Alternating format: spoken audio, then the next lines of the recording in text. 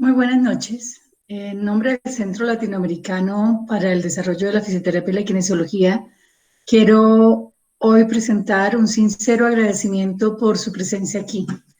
La convocatoria hecha para que reflexionemos sobre lo que es la educación en fisioterapia y kinesiología en Latinoamérica en el contexto actual, las problemáticas, los retos y las perspectivas que esta condición de educación hoy por hoy nos presenta, es una de las temas que desde CLADEF, en unión con todas las organizaciones que en ella residen desde la región latinoamericana, estamos interesados en generar para toda Latinoamérica y para poder tener un análisis de base que permita formular lineamientos, realizar estrategias colectivas o estrategias globales que nos permitan atender los riesgos, las oportunidades y las demandas que de esta condición se derivan. Moderará la reunión el día de hoy la doctora Erika Palacio Durán, miembro del Comité Regional CLADEF, y participarán dentro de la presentación de los diversos temas y énfasis que queremos hacer los profesionales que aparecen en la pantalla, miembros todos de alguna manera o el Comité Regional CLADEF o de los equipos de gestión que en cada país hay, a quienes les damos hoy nuestros sinceros agradecimientos. El objetivo de este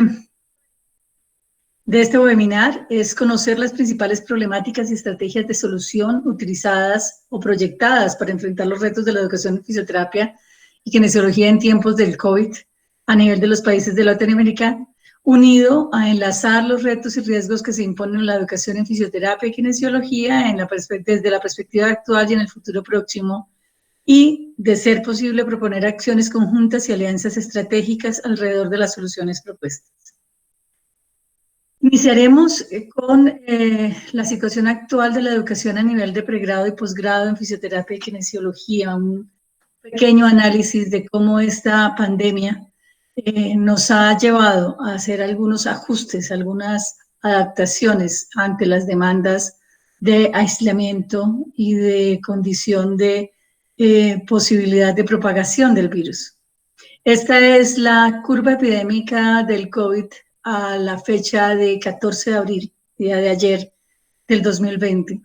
Como ustedes ven, este aumento en los casos de propagación del virus nos ha llevado, sin lugar a dudas, a que esta pandemia en avance aumente la sobrecarga del sistema sanitario. De la cantidad de casos, el 15% de estos casos va a hospitalización y nos genera, además de esa sobrecarga del sistema sanitario, unas consecuencias inmediatas y a largo plazo.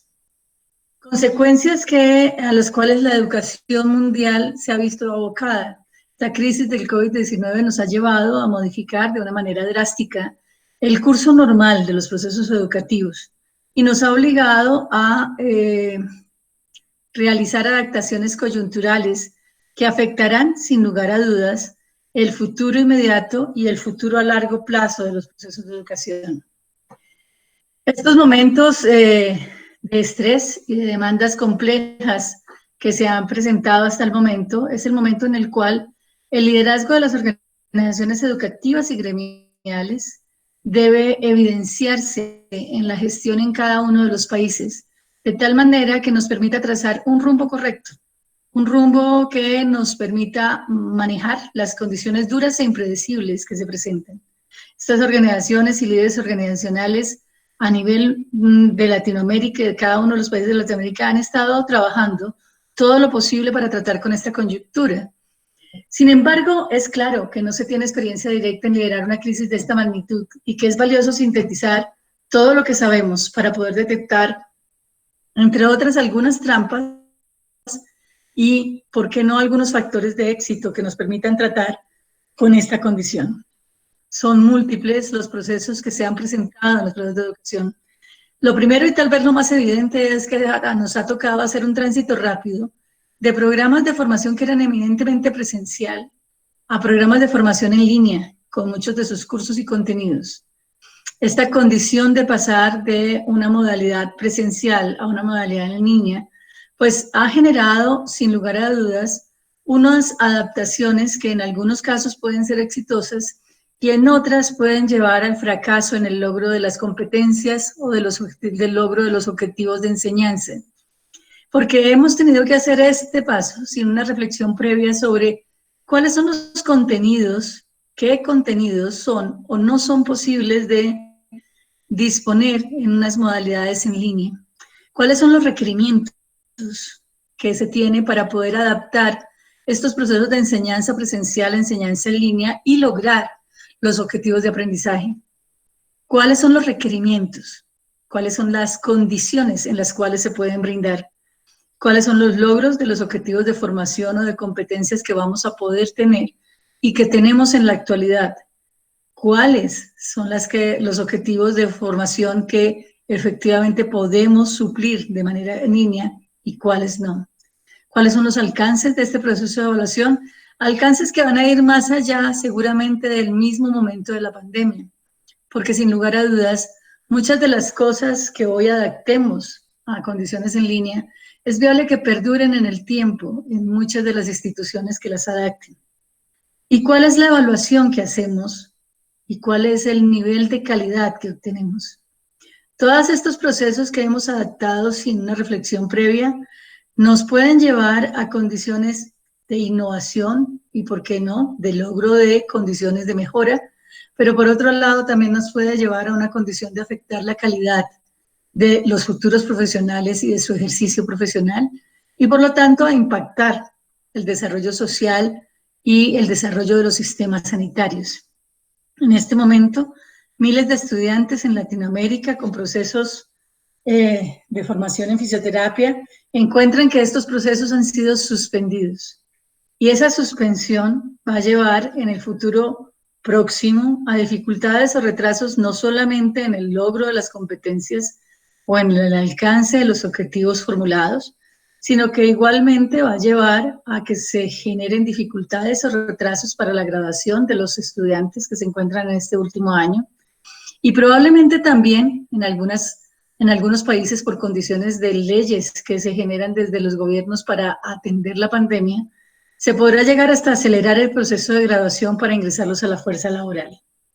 Todo esto lleva a que pensemos cuáles serán los impactos en la calidad de la formación y en la calidad del ejercicio del profesional que hoy por hoy debe salir a atender la pandemia y debe generar alternativas de desarrollo y de impacto en los servicios de salud.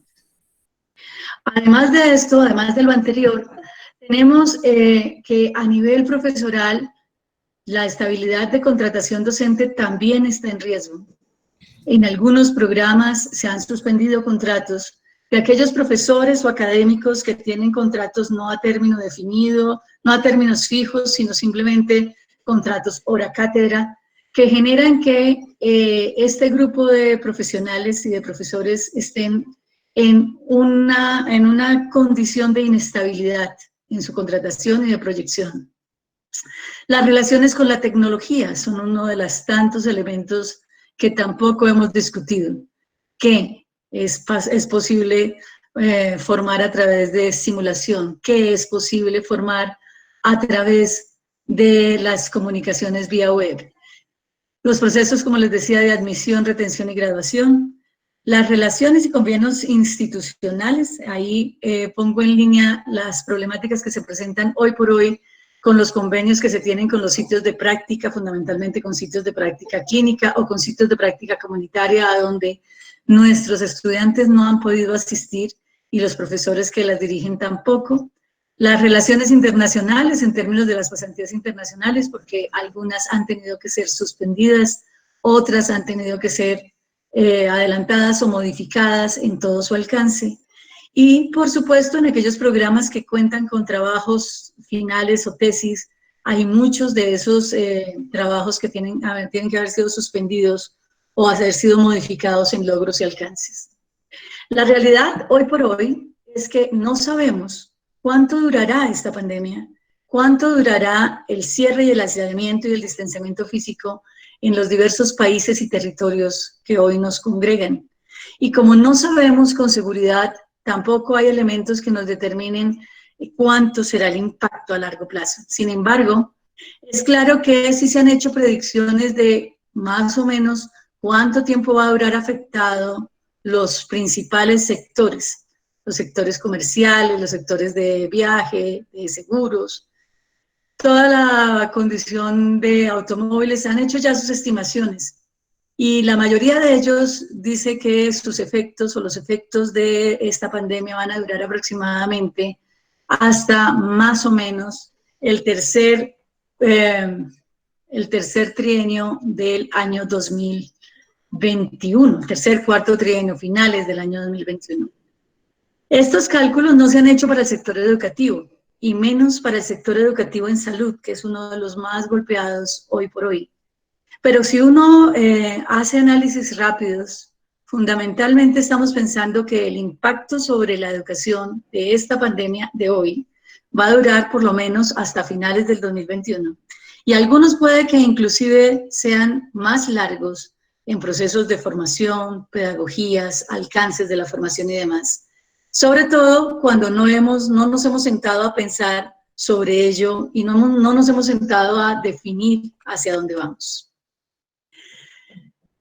Lo que debemos pensar en estas implicaciones a corto y largo plazo, de las cuales hoy las colegas que nos acompañan hablarán, es que las implicaciones van a depender de cuándo emerjamos, es decir, de cuándo retornemos a la normalidad, que afectarán a estudiantes individuales, a grupos colectivos de estudiantes, a programas educativos en su totalidad, y también afectarán a los entes reguladores y a la comunidad profesional y a las sociedades. A nivel de estudiantes individuales, es claro que estamos hablando de sus finanzas, sus condiciones sociales, el ingreso a programas y circunstancias personales que los hacen hoy estar como cuidadores o estar aislados de la tecnología que les permite comunicarse. A los programas académicos, porque efectivamente hoy por hoy estamos revisando las viabilidades financieras de muchos de esos programas, los procesos de reclutamiento, de admisión, la continuidad académica, las necesidades de actualización para sus docentes y estudiantes y, ¿por qué no?, en algunos rediseños curriculares o suspensión de los programas como tal.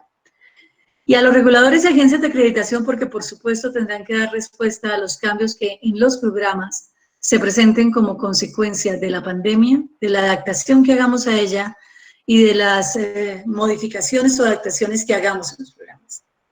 Pero todas estas ajustes que tengamos que hacer tienen que responder a algo, y es qué y cómo se puede servir mejor a la profesión desde la profesión de fisioterapia a la sociedad.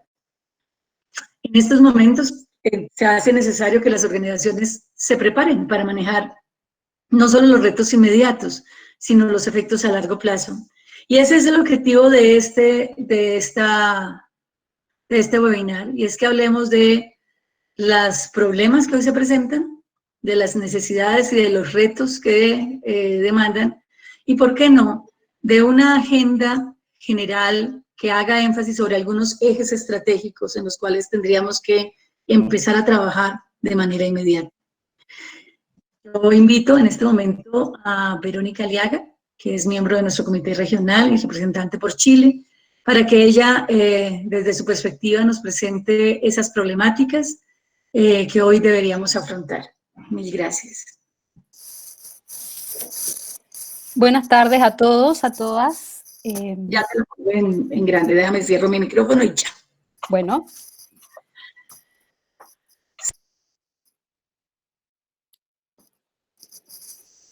Muy buenas tardes a todos, a todas. Es un agrado ver que esta actividad que preparamos con tanto cariño desde CLADEF tenga tanta convocatoria. Los principales problemáticas que en este momento está enfrentando la formación en fisioterapia y kinesiología en Latinoamérica, aparentemente es un denominador común que estamos viviendo todos, enfrentando, como decía Karim, una crisis sociosanitaria sin precedentes para la cual no teníamos cómo prepararnos ninguno de nosotros había vivido una situación de esta naturaleza, no teníamos experiencia de la cual aprender, así es que estamos intentando sobrevivir y llevar a cabo nuestra tarea académica de la mejor manera posible. Todos entendemos que nuestra responsabilidad en este momento es la formación de fisioterapeutas y kinesiólogos, tanto en el nivel de pregrado, postítulo y posgrado. Y a continuación me gustaría presentarles brevemente las principales problemáticas que hemos detectado en reuniones previas en CLADEF. Y sin duda, más de alguno de ustedes se ha enfrentado a dilemas parecidos. No intento llevar a cabo un análisis acabado, seguramente después de la discusión nos vamos a dar cuenta de que hay otras problemáticas que algunos de ustedes pueden estar viviendo en sus respectivos países. Dividimos las problemáticas de acuerdo a distintos ámbitos. El primer ámbito son las problemáticas asociadas al aseguramiento de la calidad de la formación. Ya Karim hizo una pequeña introducción al respecto, en el cual se reflexiona en torno a nuestra responsabilidad en la adquisición de las competencias procedimentales de fisioterapeutas y kinesiólogos en un contexto de suspensión de prácticas clínicas.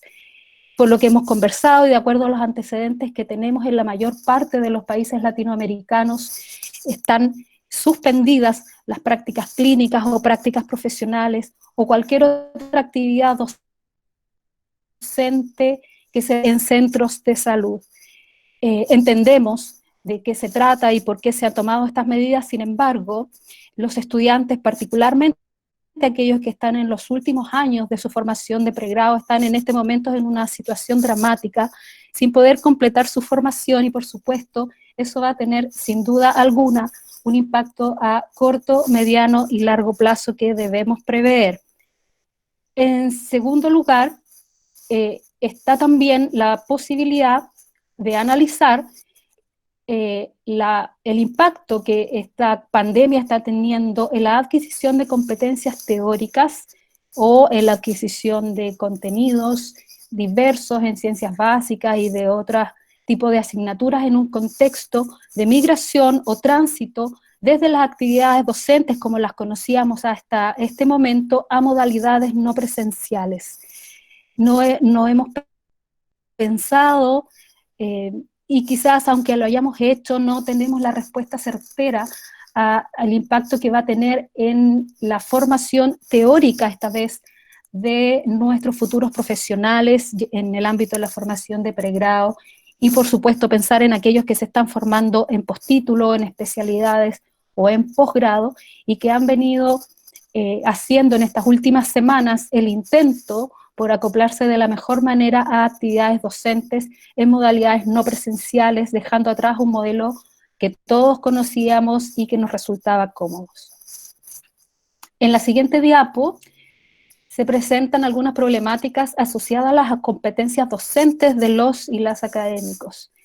En particular, en la habilitación de académicos y académicas en competencias docentes en modalidades no presenciales en un contexto de incertidumbre y urgencia.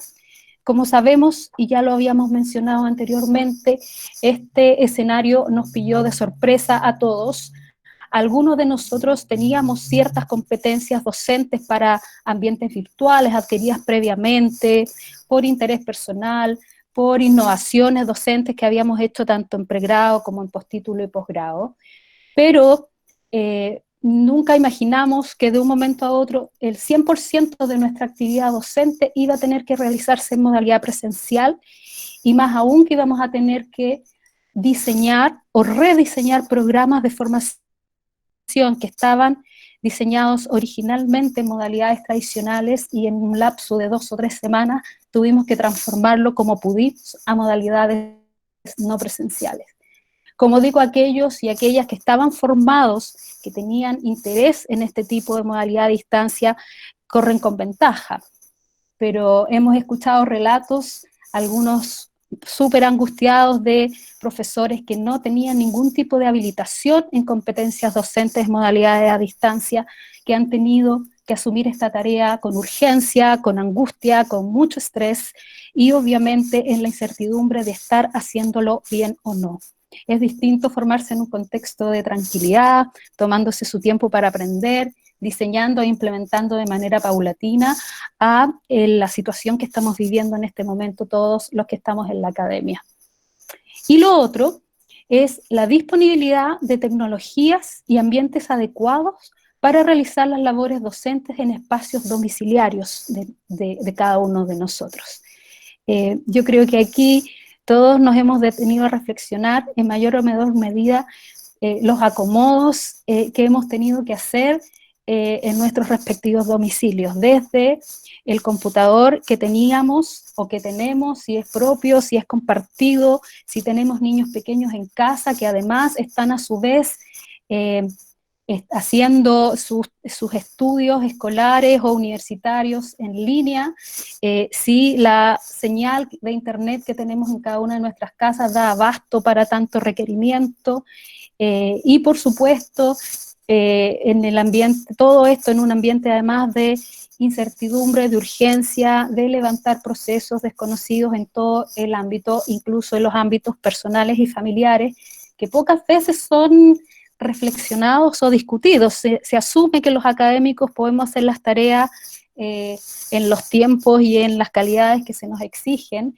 pero cada uno de nosotros en nuestra casa también tiene un universo completo que atender, y no siempre se puede dar por sentado que esto está en la mejor situación de tecnología y ambiente para poder desarrollar esta tarea.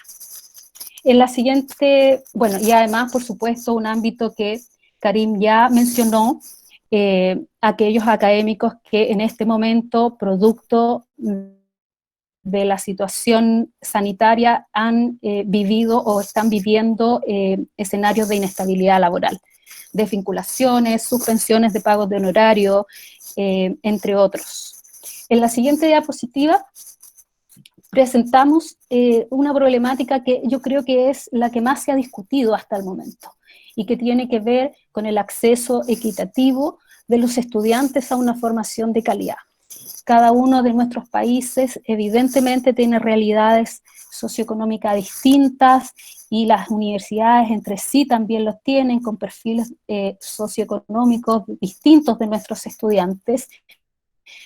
Sin embargo, es un deber ético en el ámbito académico intentar dar acceso equitativo a todos nuestros estudiantes a un nivel de formación de calidad igualitaria. Desde ese punto de vista, analizar la disponibilidad de tecnologías y ambientes adecuados también para el aprendizaje en los espacios domiciliarios de nuestros estudiantes. Todos sabemos que hay estudiantes que no cuentan con un computador en este momento, o si lo tienen, a veces lo tienen que compartir con otros integrantes de la familia, no tienen acceso adecuado a señales de internet que les permitan soportar una docencia con metodologías a distancia, y muchas veces también comparten sus espacios domiciliarios con realidades familiares diversas. Y por otro lado están las habilidades que los estudiantes deben tener para adecuarse a la migración de actividades docentes tradicionales hacia modalidades no presenciales. Tanto profesores como estudiantes estábamos acostumbrados a las modalidades tradicionales, con unas pocas actividades a distancia, pero en la mayor parte presencial, y de un momento a otro, tanto ellos como nosotros, estamos viviendo este cambio brusco y urgente. Y finalmente, ver un par de problemáticas asociadas esta vez a nivel de las instituciones de educación superior. Ya lo mencionaba Karim también en su presentación inicial, el impacto en el proceso de ingreso de estudiantes nuevos, tanto a programas de formación de pregrado, postítulo como de posgrado, así como la renovación de matrícula de estudiantes antiguos. Sabemos que el ingreso podría verse afectado en mayor o menor medida por este escenario. Estudiantes que postergan su decisión de ingresar a estudiar fisioterapia, kinesiología o cualquier otra carrera universitaria, entendiendo que va a ser un año difícil, que va a ser un año en condiciones extraordinarias, tal vez también porque no disponen de tecnologías o ambientes adecuados para poder asumir un proceso de formación en modalidades a distancia y por lo tanto postergan su decisión de ingresar a la universidad, o aquellos que ya están toman la decisión de suspender estudios o congelar la matrícula por este año.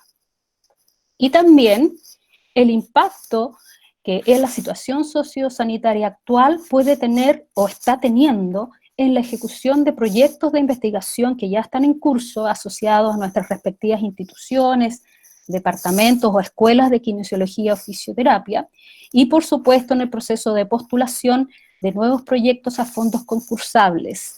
Hay algunas instituciones financiadoras de investigación que en este momento están dando prioridad a financiamiento de estudios que tienen relación con COVID-19 y a lo mejor podrían perder prioridad o proyectos de otras líneas de investigación, como por ejemplo la nuestra. He intentado resumir brevemente las problemáticas asociadas entonces al impacto a corto, mediano y largo plazo que podrían tener la situación actual. Por supuesto, deben existir muchas otras que no mencioné en honor al tiempo y la idea es que podamos discutirla a continuación. Muchas gracias. Ahora damos la palabra a la fisioterapeuta Nancy Molina, presidenta de la Asociación Colombiana de Fisioterapia, quien nos hablará acerca de los retos y perspectivas que enfrentamos desde la profesión y desde la educación en fisioterapia.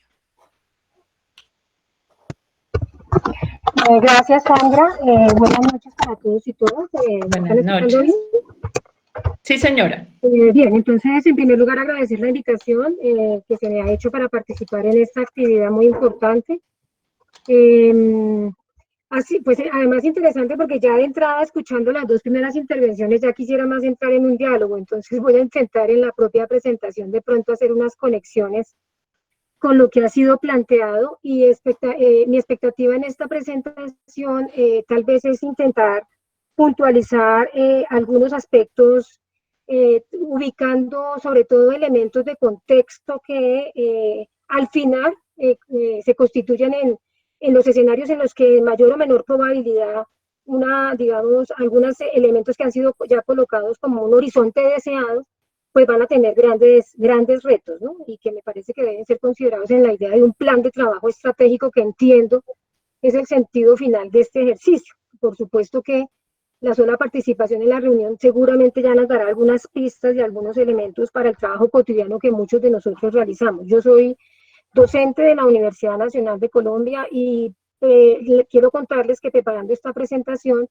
pues la verdad lo que se ha hecho es más un ejercicio de reflexión y síntesis de lo que ha significado el retorno a la docencia y los retos de volver a la docencia en el marco de lo que ha significado la pandemia.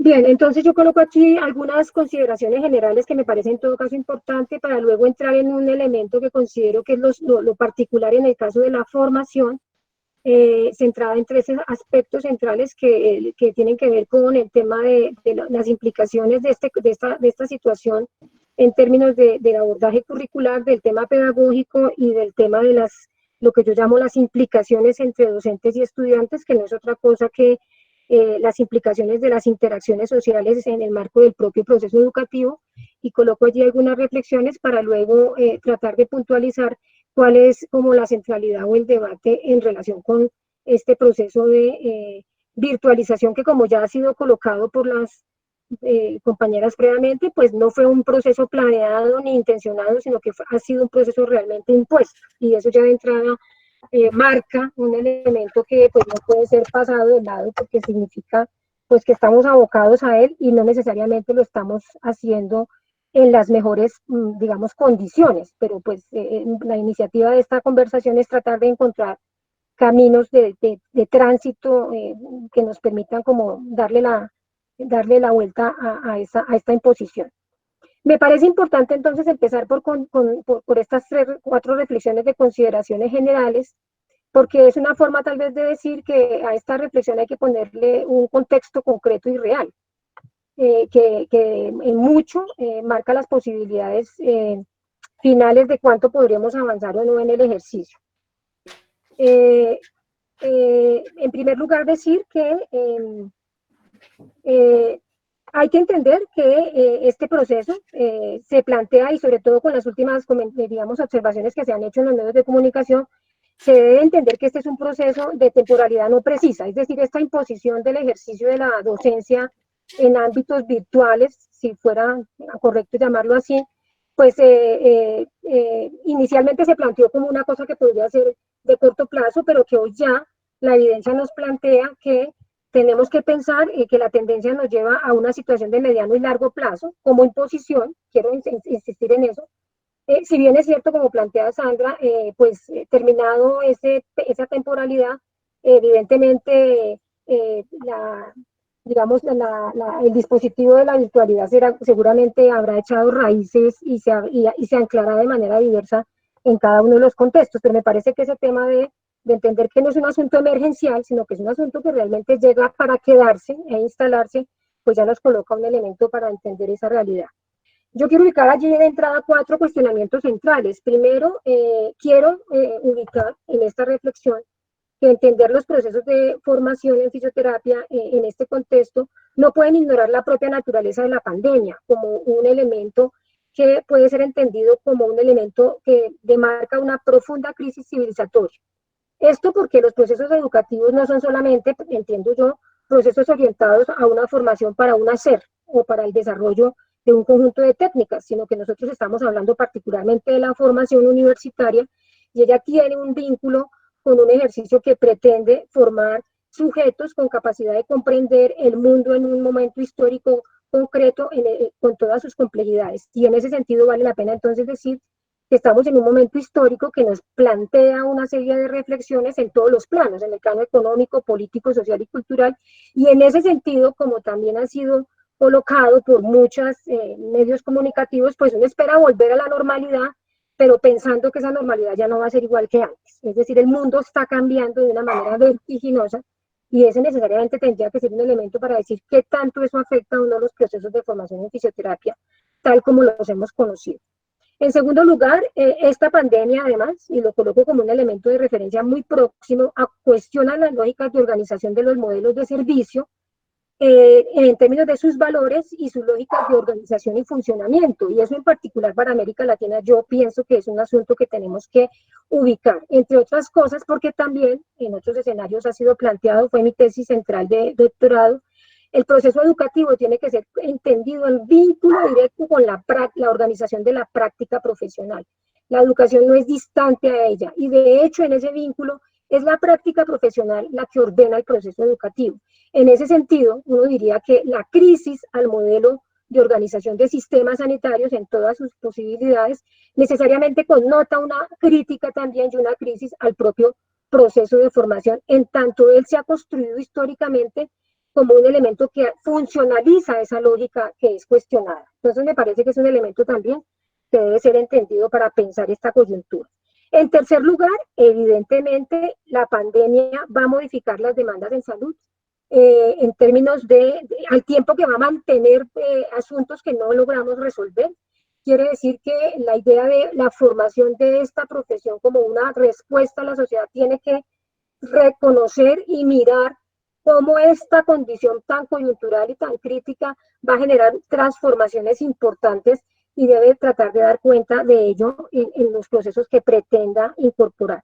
Y finalmente, esta crisis pues indaga por el rol de la profesión en cada contexto, particularmente en relación con cómo la profesión tiene una conectividad o realmente responde a las demandas que cada contexto hace de ella. Al final se trata de decir que también esta crisis interpela por el rol que las profesiones tienen al interior de cada país. Y esos me parece que son elementos importantes para pensar qué significa la pandemia en los procesos de formación en América Latina.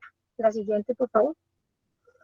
Con ese contexto de grandes cuestiones societarias, pues yo quiero particularizar y proponer para esta conversación que es corta, finalmente, porque Karin nos decía que era una cosa, digamos, de alimentar las reflexiones previas. Quiero proponer unas reflexiones alrededor de 3 elementos que me parece que son centrales a la hora de pensar los procesos de educación-formación. En un escenario muy concreto, y es que la cuarentena esencialmente En primer lugar, diría yo, disminuye el relacionamiento social, que es un elemento clave en los procesos de formación. Para nosotros, o sea, instrumentalmente es simplemente decir, es que ya no podemos dictar clase en las aulas. Pareciera que a eso se resume el tema de la cuarentena en términos de los procesos de formación. Y yo quiero empezar por decir que a eso no se resume, porque realmente lo que significa es que la cuarentena pone límite al contacto social. Y en ese límite, pues hay una afectación de la manera en que hemos instituido los procesos de formación y educación, y allí entonces las preguntas, con ese contexto, las preguntas por cómo hemos construido y cómo seguiremos desarrollando las lógicas curriculares, los temas pedagógicos y las relaciones entre docentes y estudiantes adquieren como relevancia. Particularmente en el tema del modelo curricular, me parece que hay cuestiones, y en estos tres aspectos diría yo más bien, hay cuestiones de antaño no resueltas que siguen vigentes a la hora de tratar de superar el tema del no contacto social vía la virtualización de la docencia. Al estar presente yo no los puedo ignorar. Y tienen que ver básicamente con cómo hemos venido construyendo proyectos curriculares y cómo establecemos la relación de cuestiones centrales como la integración entre la teoría y la práctica, la capacidad de flexibilidad de estos modelos curriculares, la capacidad de cambio y ajuste de los modelos curriculares y la pertinencia de esos modelos curriculares. Yo quiero insistir en que eso ya venía de vieja data como un problema. Nosotros hemos ya hecho muchas reuniones planteando la necesidad de modelos curriculares más dispuestos a entender e interactuar con la realidad que nos circunda. Y con grandes dificultades para ello, porque hemos dicho muchas veces también que la lógica dominante nos plantea lógicas curriculares basadas en modelos en donde el conocimiento es dado, el conocimiento está establecido, y eso hace, por ejemplo, que la pertinencia, que la flexibilidad y que la, digamos, capacidad de cambio y de ajuste según demandas del entorno, pues sean un reto fundamental para las estructuras curriculares. Entonces ahora miraremos un poquito con más detalle eso. Dame la siguiente, por favor, Karim. Entonces, entrando como con esos elementos de contexto y esa definición de esas tres cuestiones, yo volvería por un elemento que Sandra planteó, digamos, un poquito, diría yo, lo planteó claramente, pero como un elemento ya dado, y yo creo que es ahí donde debemos colocarle el énfasis. Sandra dijo con mucha precisión que las TIC no transforman los procesos educativos, sino las relaciones. Y eso me hace entonces a mí retomar una palabra que ella colocó allí, y es que nosotros seguimos en el proceso de repensar la enseñanza. O sea que entrar en este ejercicio de la virtualización nos implica que no es solamente un elemento instrumental, sino que yo tengo que colocar este gran reto en el marco de procesos previos que aún no lograba resolver y que con la virtualización, como bien dice Sandra, pueden facilitarse o pueden complejizarse. Es decir, la virtualización me puede dar rutas para resolver viejos problemas frente a la enseñanza o me puede profundizar ya problemas existentes en la enseñanza. Y aquí yo inicio por decir que la gran pregunta tiene que ver, al hablar de los retos, con el tema de qué enseño y sobre todo para qué enseño, particularmente para qué formo en fisioterapia. Y tres elementos que me parece que son claves y que tienen que ver con el vínculo con la realidad.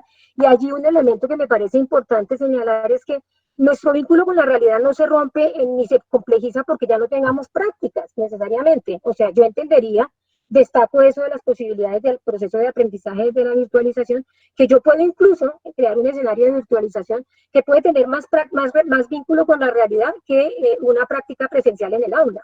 Yo puedo estar en el aula, pero no por eso estoy en la realidad. De hecho, gran parte de la crítica es que el aula parece un escenario lejano de la realidad.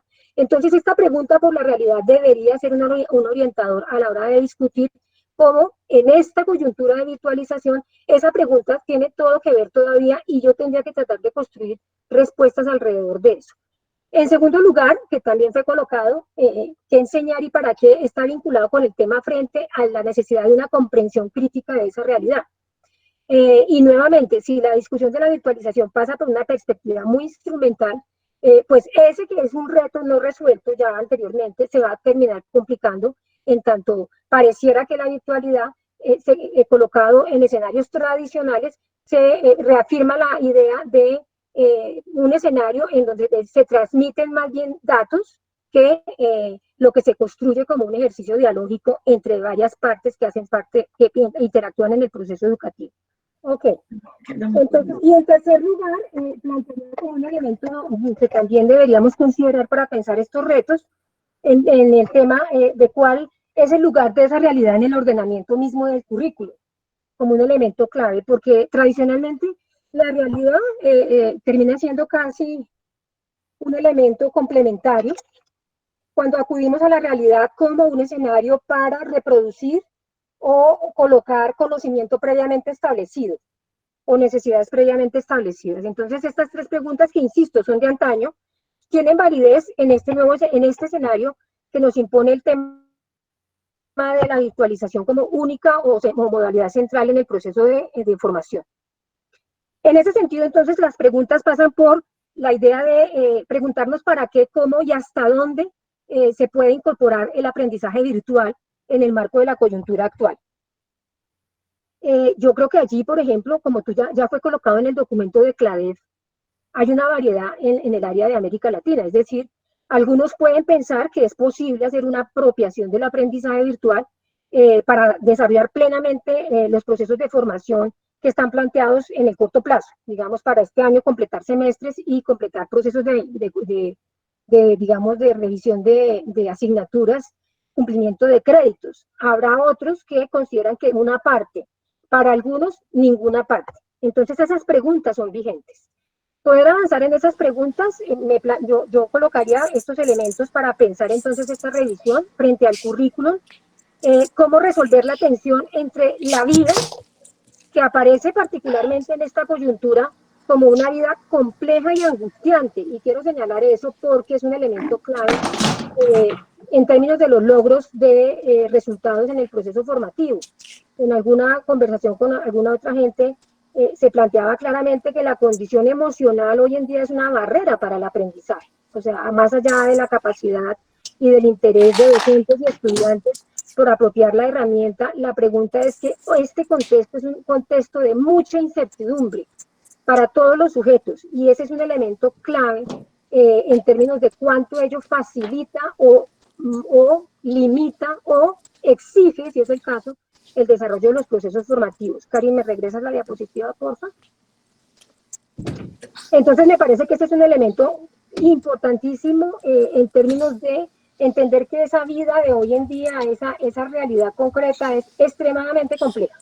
Si antes era compleja, nuevamente insisto en que eso no es de ahorita, hoy es mucho más compleja porque hoy tenemos encuentros con estudiantes angustiados por diversidad de cosas.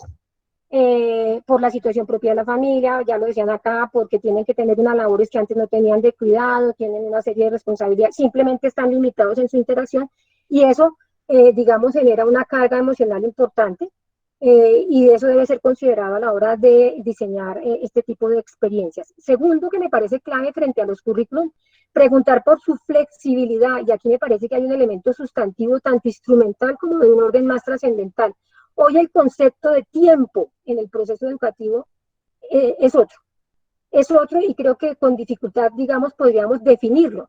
La temporalidad es otra, porque hoy en día los tiempos de la vida han cambiado, para bien o para mal. La vida para algunos se ha lentificado, pudiera ser una manera de verlo. El estrés ya no nos agobia, no hay una agenda que nos digamos, nos mantenga en una lógica de carrera. ¿De acuerdo? Pero por otro lado, también habría que decir que el tiempo, desde una perspectiva instrumental, significa entender que yo no puedo colocar al estudiante a cumplir un horario tal como lo hacía con la dinámica del trabajo en aula, que al final era muy enriquecido con elementos, porque al final usted tenía un estudiante un tiempo, el estudiante sale, se mueve, conversa, sube, baja, o sea, hay una dinámica que es distinta, que no puede simplemente trasladarse a la idea de que el estudiante se sienta frente a una máquina una cantidad de horas similar a la que estaba programada previamente, y con eso el ejercicio estaría resuelto. Entonces aquí hay una pregunta por cómo vamos a entender el tiempo en esas dos dimensiones inmediatas de las agendas, como el tiempo en términos de una variable que está en este momento en gran transformación en la cotidianidad de las personas. Eso implica revisar los temas, las intensidades, de cara a una realidad nueva que implica unas lógicas distintas. En tercer lugar, un elemento que me parece clave, que es el tema de lo dinámico del currículum, es decir, cuál es su capacidad de cambio y de incorporación de preguntas nuevas. Yo pienso que es absolutamente imposible pensar en que uno va a desarrollar el currículum que estaba predefinido en enero, por dar una fecha de inicio, al currículum que hoy se desarrollaría en el campo de la virtualidad, porque hoy las preguntas y las realidades son otras. Y eso significa un ejercicio de problematización de la estructura que venía previamente establecida en diálogo con el hoy, a partir de lo cual es necesario establecer y modificar el currículum. No es tan simple como tomar la asignatura definida y tras hacer un ejercicio de virtualización, así sea muy bien hecho, y traducir y colocar unos temas, porque hoy los sujetos están en otra perspectiva, hay otros elementos de la dinámica social, y entonces creo que hoy hay un reto para poder hacer este ejercicio en torno a la capacidad de cambio. Y finalmente, un elemento que me parece importante, que es que esta condición también interpela por la investigación, en tanto hoy también deberían ser otras las preguntas y el sentido de la generación de conocimiento y de la forma de construcción de conocimiento. La siguiente. En segundo lugar, esta coyuntura cuestiona los modelos pedagógicos dominantes, nuevamente con viejas preguntas y con posibilidades y oportunidades. Yo diría, en ese sentido, es posible hacer algunas cosas en el campo de la virtualización. En primer lugar, por supuesto, uno pudiera suponer que es una oportunidad para la no bancarización, pero digamos que es una suposición, porque yo puedo tener a los estudiantes más sentados hoy en día que antes en el salón de clases. En ese sentido, yo quisiera decirles, no sé si a ustedes les ha pasado, los colegas que son docentes, en el caso de la Universidad Nacional, que es la universidad pública en Colombia, por ejemplo, ha habido todo un tránsito en el movimiento estudiantil de una primera etapa de expectante, una primera etapa de participación en el ejercicio, a una última etapa en días recientes, semanas recientes, donde se ha instalado una franca resistencia del estudiantado a participar en el proceso. Y uno de los argumentos tiene que ver con la sobrecarga. Hoy tenemos entonces estudiantes más recargados con un modelo previo que ya era de por sí intenso en la presencialidad y en la carga de trabajo. Hoy entonces los estudiantes están mucho más, digamos, bombardeados por ejercicios, actividades, etcétera, que hacen con que hoy en día nosotros tengamos el caso colombiano en algunas universidades públicas, entendería yo algunas privadas, que han planteado que no están en condiciones de desarrollar las actividades en esta perspectiva de la virtualización, básicamente porque creo que el tránsito que hemos hecho, seguramente muchos de los docentes, es tomar contenidos establecidos, virtualizarlos de alguna forma, y con ello no hemos entendido este tema de la temporalidad, que es clave. Bueno, sí es una oportunidad para pensar en otros aprendizajes diferentes en el aula, porque evidentemente que el tema de la virtualización podría llevarnos a discutir cómo es necesario un modelo pedagógico más enriquecido, con muchos elementos que pudieran ser allí trabajados, y como ya he insistido, con otros tiempos, horarios y dinámicas. Este es otro elemento que es importante, porque resulta que, no sé si a ustedes les ha pasado, pero el horario también ha cambiado. Es decir, cuando uno está en casa, hay un montón de elementos para nosotros los docentes y los estudiantes que hacen con que uno ya no pueda actuar en lógicas tan predefinidas de cargas horarias. Es decir, uno antes decía empiezo a las 8, ahora ya no es tan fácil porque hay muchos factores de la cotidianidad interna que no le permiten a uno manejar esa lógica tan de horarios. Entonces, seguramente la posibilidad de grabar las clases, que el estudiante pueda asistir en diversos momentos para ellas, etcétera, pudiera ser una cosa innovadora y una alternativa. En ese sentido, sí creo que vale la pena con estas reflexiones pensar que la virtualidad puede contribuir a nuevos modelos de aprendizaje, ¿cierto? Y de pronto ser un escenario para avanzar en cuestiones viejas que no logramos avanzar esencialmente. Y es realmente incorporar la idea, por ejemplo, de modelos de aprendizaje basados en problemas, porque hoy tenemos un gran problema. El asunto es que la gran pregunta es si el contexto que tenemos en el marco de esta pandemia, con todo lo que ello ha significado, se puede transformar en núcleos problemáticos y desde ahí reinventar y reordenar nuestras estructuras curriculares tradicionales, y en ese sentido connotar en ese proceso una mayor incorporación de las motivaciones, los intereses, las preguntas e incluso las angustias del estudiante en el marco de esta coyuntura. Eso significa que me parece que yo lo dejo allí interrogado porque sí creo que la virtualización es una gran limitante para un elemento básico del modelo pedagógico, de los modelos pedagógicos innovadores que tienen que ver con el tema de lo dialógico y la interacción. Sobre todo cuando pues nosotros venimos con tradiciones en donde podemos tener grupos de alumnos grandes. Yo ahorita, por ejemplo, tengo una asignatura con 380 estudiantes. Entonces, si antes ya era difícil, pero era posible, porque yo hice el reto de diseñar un modelo pedagógico basado en el diálogo y la interacción con una clase tan grande, hoy tengo dificultades porque realmente hay limitaciones en las plataformas, hay limitaciones, como dijo Sandra, digamos, en las capacidades de docentes y estudiantes, y no tenemos todavía como ese aprendizaje en términos de hábitos y habilidades, y entonces el tema de la interacción es un gran reto en estas modalidades de formación virtual. La siguiente. Y el tercer elemento que me parece que es fundamental, que tiene que ver con el vínculo entre docentes y estudiantes. Ese vínculo pasaría entonces, y estamos hablando básicamente de las condiciones de relaciones, de relacionamiento, el tema de la democracia en el aula, pero más allá de la democracia en el aula, el compromiso con el otro. Y significaría necesariamente que yo no podría hacer un ejercicio de ajuste de mis procesos de formación hoy en día, dejando de lado unas realidades que son transversales para los estudiantes, como el hecho de que ellos tienen, como nosotros, que enfrentar esta realidad, pero en el marco de profundas inequidades en el acceso a la virtualidad. Nosotros en la universidad hemos hecho varios ejercicios, alrededor del 60% de los estudiantes tienen limitaciones para acceder a las plataformas. A veces uno dice, sí, es que hay gente que no puede. No, es que algunos pueden tener el celular, pero no tienen la banda, algunos tienen el computador, pero lo comparten con 3 personas, la señal se cae, y digamos que este elemento es un elemento que no puedo ignorar en esta coyuntura del corto y mediano plazo. Hay muchas limitaciones en el acceso a la virtualidad de docentes y estudiantes, y ese es un elemento clave que debe ser parte del ejercicio mismo, digamos, de innovación, si se puede llamar así, que este contexto nos obliga.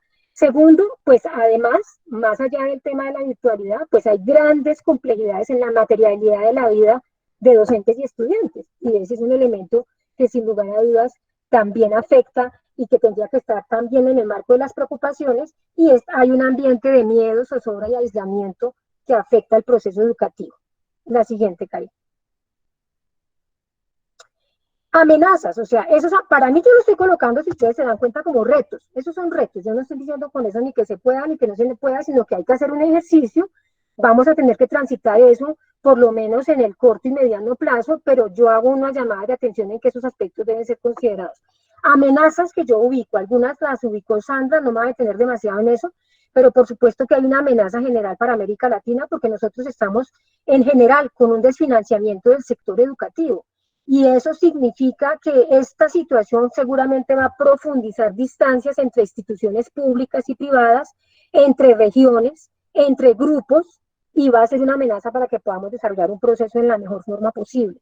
En segundo lugar, creo que otra amenaza es que impera una lógica de productividad que ordena las posibilidades, ojo con eso, de la innovación, por ejemplo. Yo creo que esto sería muy interesante si uno tuviera condiciones para hacerlo de mejor forma. En el tema de la innovación, yo pues creo que hay un elemento clave, y es que como claro, nos pasó de una semana a la otra, la verdad que virtualizar una asignatura, así es ya, sea hecha de la manera más conservadora, significa una carga de trabajo impresionante y una cantidad de tiempo adicional que no está previsto. Y no hay condiciones en teoría para preverlo, porque por otro lado tenemos la exigencia del cumplimiento y los avances de las materias. Entonces ese elemento va a ser una amenaza para que realmente entremos en este ejercicio de formarnos, ser creativos, innovar, probar, evaluar, sistematizar. Y necesariamente va a afectar sin lugar a dudas la calidad. Yo creo que de todas las discusiones que hemos tenido es el factor que más se va a sacrificar en este proceso, porque como la lógica es de garantizar que la gente asiste, que asiste a la plataforma, que de pronto desarrolla una guía, creo que eso no necesariamente significará avances en la calidad. En tercer lugar, hay una sobrecarga de trabajo de los docentes que se suma, o sea, veníamos con un problema de condiciones laborales, pero hoy tenemos una sobrecarga tremenda en el tema de docencia. Yo insisto que juntar preparar clases y dictar clases en la casa, oye, eso es una vaina muy compleja, porque hay muchos factores, hay mucho estrés, hay mucha sobrecarga que está cayendo en el cuerpo docente y ese es un elemento que hay que considerar. Y finalmente hay una brecha entre el cuerpo docente y pues los desarrollos tecnológicos, ya Sandra ha ampliado muchísimo eso, y entonces además tenemos un elemento que no podemos simplemente soslayar, y es que además necesitaríamos un proceso de formación y preparación mucho más sustantivo que simplemente aprender a manejar una plataforma para poder encontrarse con los estudiantes y subir archivos para presentarlos. La siguiente. En todo caso, es un hecho que la virtualización es una cuestión central hoy en la formación, y me parece que las cuestiones a resolver es si la virtualización puede ser incorporada de forma instrumental, lo que significa que todo seguirá igual, y la virtualización simplemente va a ser un dispositivo o medio para colocar contenidos y, digamos, conocimiento en un ambiente que nos da la sensación de que nosotros ya hicimos la parte que nos tocaba, y pues ya el estudiante verá si lo puede resolver o no lo puede resolver, o si lo ubicamos como un elemento que contribuya a ciertas transformaciones. Yo pienso que puede resolver ciertos elementos, pero también creo que tiene unos límites claros, y que nosotros necesitaríamos discutir hasta dónde lo virtual efectivamente logra resolver o no procesos educativos con calidad, superando algunas demandas que estaban ya colocadas previamente. Esto en razón, y yo comparto una apreciación que se coloca en el documento de Cladet, en el sentido de que las condiciones de virtualidad o simulación no aseguran el cumplimiento de las competencias del futuro profesional de fisioterapia. Sin lugar a duda pueden contribuir, hoy tenemos que hacerlo, pero hay que tener claro cuáles son los límites de ese ejercicio. Y creo que eso se combina con el elemento clave de los desarrollos de la práctica digital en la práctica, en el ejercicio profesional, que también hay que decirlo, tampoco venían en un gran desarrollo. Es decir, revisando los documentos de la W, sabemos que desde el 2017 se venía discutiendo algunos elementos sobre cómo colocar la práctica digital para favorecer el acceso a ciertos servicios, facilitar ciertos procesos y demás, sin que se perdiera calidad en la práctica profesional. El documento de la WCPT en términos generales nos da unas pistas, pero finalmente es afirmativo en decir en que no hay claridades, todavía no hay estándares, es un proceso en construcción, y hoy tendríamos que tratar de vincular muy de cerca cómo vienen los desarrollos de esa práctica profesional y entonces cómo ellos orientarían algunos elementos de virtualización de la formación. La siguiente. Con esta termino, y entonces yo diría que avanzar en esta perspectiva nos implica centralmente a definir cuáles serían los alcances y limitaciones de ese proceso, cuáles serían los estándares, y fíjense que nuevamente, procesos viejos porque ni siquiera teníamos tan claramente establecidos, a veces en ámbitos nacionales, evidentemente no son claros en el ámbito regional, estándares de calidad de la formación formulados por nosotros mismos, por supuesto, porque tenemos estándares impuestos por gobiernos o por instituciones, pero no propios de la profesión, y me parece que ese será siempre un reto. Los elementos vinculados con los temas de ética, de recursos y pues el tema de marcos regulatorios. Algo se ha avanzado recientemente en marcos regulatorios de práctica digital en la región, pero pues nos faltaría también entrar en el debate de cuáles serían los marcos regulatorios en los procesos de formación del recurso en la región y en los países. Esa creo que hasta ahí va mi presentación, agradezco mucho y pues quedo pendiente de los comentarios. Muchas gracias, Nancy, por la reflexión que has dirigido en el día de hoy, que ha suscitado bastante participación en el chat.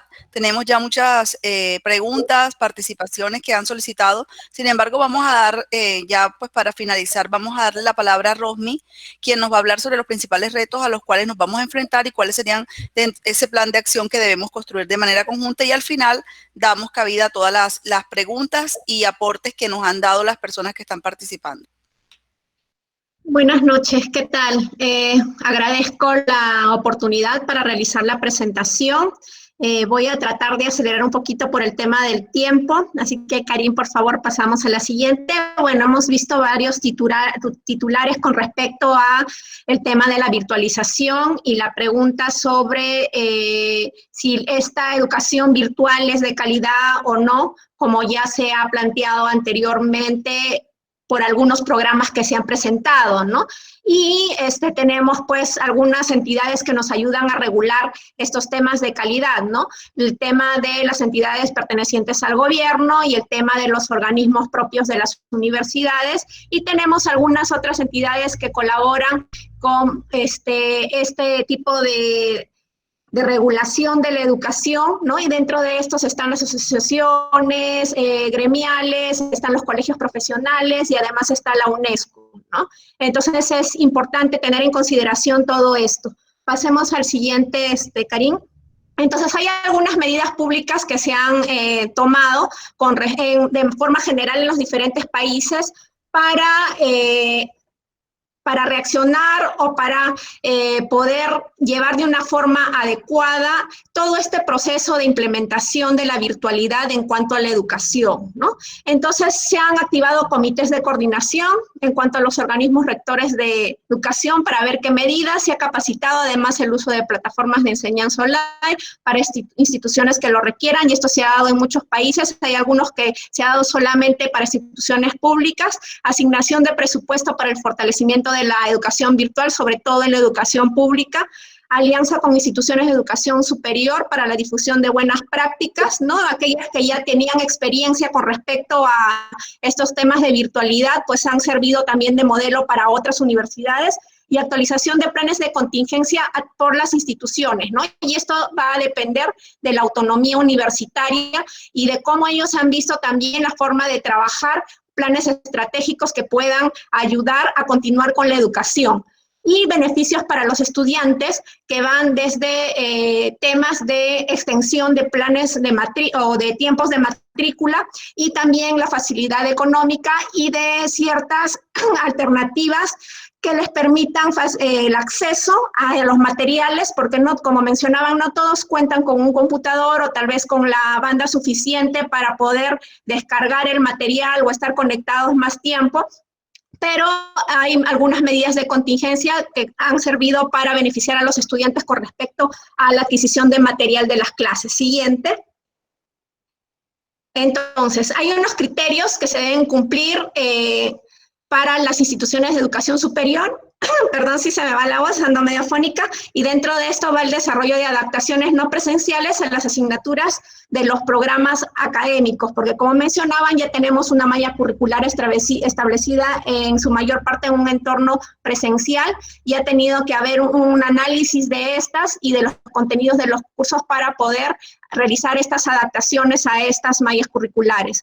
Además, contar con sistemas basados en tecnologías de la información para asegurar la conectividad y soporte. Eso implicado aumento de banda, ¿no? Capacitación de los docentes, adquisición de plataformas como Blackboard, como Moodle, entre otras, para la realización, elaborar una ruta de aprendizaje además de las asignaturas adaptadas, la cual nos permita asegurar el cumplimiento de competencias, estrategias además de seguimiento y acompañamiento a los estudiantes para la supervisión de actividades, puesto que, como mencionaban, pese a que son supuestamente nativos digitales, son nativos digitales pero en redes sociales la mayoría, ¿no? Y son muy pocos los que manejan herramientas como tal con respecto a el aprendizaje, y que esto nos dificulta un poco el tema, tanto con respecto a los estudiantes como a los docentes, ¿no? Siguiente, por favor. Además, también facilitar recursos tecnológicos disponibles. Lo que les mencionaba, no es solo el tema de que le creo una plataforma y que el estudiante tiene que ingresar, sino que tengo que darle opciones a los que no tienen forma de acceso o a los que tienen banda limitada, cómo crear de repente algún drive o enviar el material de alguna forma, porque ahora, es más, se está enviando las clases por WhatsApp en algunas instituciones para facilitar el material. Adaptaciones de las evaluaciones, puesto que las presenciales no son iguales que las virtuales, y tenemos que asegurarnos también que esto se dé una adecuada evaluación de las competencias que se quieran lograr de acuerdo a los saberes esenciales, ¿no? Programados para en esa clase. Identificación además de las asignaturas que se vayan a virtualizar parcial o totalmente, y cuáles no son virtualizables de ninguna manera, ¿no? Y esto va a ser decidido por coordinadores, directores y docentes que son especialistas en el tema y se podrá realizar pues un mapeo, lo cual implica un gran trabajo por parte de toda la comunidad académica para poder romper también barreras de alguna forma y pese a lo que algunos tenían con respecto a creencias, poder realizar algunas adaptaciones con respecto a estas mallas y algunos cambios también con respecto a los contenidos, sobre todo de algunos de origen práctico que nos permitan adaptar esta virtualidad a ese desarrollo de competencias y lograr lo que se necesita en el estudiante. Además, adoptar medidas para mitigar las brechas que se generen por el acceso desigual del estudiante a la conectividad o a la tecnología, que era lo que les mencionaba. Siguiente, por favor. Y esto es de manera excepcional, me olvidé mencionarlo y eso lo dejan en claro muchas de las normativas de los diferentes países. ¿Por qué? Porque todo esto se está dando en el entorno del COVID y de una manera u otra, como mencionaban, nos estamos viendo obligados a adoptar la virtualidad, ¿no? Siguiente. Entonces, hay algunos pasos a seguir que nos han dado estas normativas en cuanto a la adaptación de la virtualidad. El primero es el análisis de los cursos de la malla curricular, que era lo que habíamos mencionado, y planificar luego un diseño de asignaturas, luego de este análisis, para determinar cuáles sí se pueden realizar en un entorno virtual y qué porcentaje de ellas además se va a realizar, porque no todo el porcentaje de las asignaturas o no todas las asignaturas en un 100% se van a poder virtualizar, ¿no? Hay algunas que tienen horas de práctica en laboratorios que tal vez no son posibles lograr esas competencias específicas o ciertos entrenamientos de habilidades que se necesitan desarrollar de forma presencial. Y es más, tenemos a las prácticas preprofesionales o internado que también pues sería complicado poder realizarlas de esa manera, ¿no? Además, capacitar a los docentes en el manejo de las TICs, porque muchos de ellos tenían dificultades para el uso de estas, ¿no? En un mayor porcentaje y además de las herramientas de las plataformas de utilizar, ¿no? Y les comento, es más, que en nuestra universidad, pese a que ya existían algunos cursos virtuales, los estudiantes, a pesar de eso, tenían problemas con la utilización de la plataforma. Entonces, es importante siempre realizar una adecuada transición capacitando tanto al que va a impartir esto y al que va a recibir, ¿no? Adaptar los materiales para el desarrollo de las clases en un entorno virtual, porque no es lo mismo que yo haga mi presentación en un entorno presencial, sino que tengo que hacer en la forma virtual algo más dinámico, algo más llamativo al estudiante y que me permita mantener más tiempo su atención, ¿no? Capacitar al estudiante en el manejo de las plataformas, como ya mencioné, establecer un área de soporte para el docente, porque puede tener inconvenientes, ¿no? Que de repente crear un backup que le permita resolver ciertas dudas con respecto al desarrollo de estas actividades en la plataforma y que además le permita resolver también las consultas del estudiante, ¿no? Entonces, eso es importante, y que el estudiante también tenga un soporte por si tiene algún inconveniente, que pueda tener un acceso más fácil de repente a la conferencia que se está dando en ese momento y no tenga que seguir todos los pasos que implican ingresar a una plataforma, ingresando su usuario, su contraseña, entre otros, ¿no? Reportar además el plan de trabajo al organismo supervisor que tiene cada país, ¿no? Entonces, ¿por qué? Porque es importante monitorizar esto y por eso nos van a servir estos análisis y estas planificaciones de los diseños de asignaturas, respetando los saberes esenciales y las competencias y reportando esto en los planes de clase que sean específicos y que detallen qué actividades se van a realizar y exactamente que expliquen, ¿no?, qué herramientas vamos a utilizar durante el desarrollo de la clase y para lograr qué tipos de objetivos. Siguiente, por favor. Entonces, en el entorno presencial, cuando suponemos que cuando pase esto, esperemos que sea lo más pronto, tiene que establecerse un plan de trabajo para la recuperación de las horas que no se pudieron virtualizar. Hay que tener en cuenta que va a haber una demanda de laboratorios, una demanda de espacios, una demanda de campo clínico importante, porque no somos la única universidad, o nuestra institución no es la única universidad que va a asistir a este campo clínico. cumplir además con las disposiciones de los organismos para la prevención de contagios, y son medidas que deberían tomar no solo el gobierno como tal, sino establecer algo específico en cuanto a las instituciones formadoras, ¿no? Para prevenir esto, establecer protocolos de atención de acuerdo a las normativas establecidas. Si es que se presentara un caso, ¿qué cosa es lo que debería hacer, ¿no? Conformar también un equipo de monitoreo de las actividades, ¿no? Que me permita garantizar todos estos procesos para retomar adecuadamente las actividades, y que además me permita también garantizar un adecuado uso de los ambientes, una adecuada distribución de los estudiantes en los ambientes y una adecuada distribución de las horas también. Siguiente, por favor. Entonces, he planteado algunos ejes, ¿sí? Y han sido muy cortos, yo sé que podríamos sacar muchos más, pero he querido basarme primero en instituciones educativas y cuál sería el objetivo: elaborar estrategias de acuerdo al desarrollo de las clases que mantengan la calidad y la accesibilidad, ¿no? Y cuáles serían las acciones a realizar. Mapear los contenidos a virtualizar, capacitar a los docentes en pedagogía, que era lo que mencionaban, porque esto es importante: cómo es que van a dar las clases y cuál es la llegada que tienen a los estudiantes, porque no es lo mismo un entorno virtual que presencial. Metodologías de aprendizaje que se puedan utilizar en un entorno virtual, herramientas también para el aprendizaje que se puedan utilizar en un entorno virtual. Ya hay infinitas ahora, es más, hay un entorno de simulación también que se puede aplicar en torno a la virtualidad, y las TICs, ¿no? Que es lo básico. Capacitar también a los estudiantes en el manejo de las TICs y de las herramientas, y elaborar un registro de estudiantes que no tenga acceso a las herramientas utilizadas por la universidad. ¿Por qué? Porque, como les mencionaba, tendríamos que emplear o elaborar una medida de contingencia para esto, porque tenemos que brindarle alternativas. Entonces, nuestros retos estarían en realizar el mapeo de los cursos a virtualizar, de acuerdo a saberes esenciales y a las competencias a desarrollar, ¿sí? Realizar un trabajo en conjunto con las áreas de desarrollo docente para brindar las capacitaciones necesarias para un adecuado uso de las TICs y diferentes metodologías de aprendizaje y también pedagogía. Coordinar con el área de virtualización para desarrollar un plan de capacitaciones de las diferentes herramientas de la plataforma, ¿sí? Y brindar alternativas para el acceso a las clases y al contenido de estas, ¿no? Para los que no tengan acceso a esta virtualidad, ¿no? Siguiente, eje 2, estandarización de los programas educativos. Creo que esto es un reto importante y creo que podría ser considerado como una oportunidad frente a esto.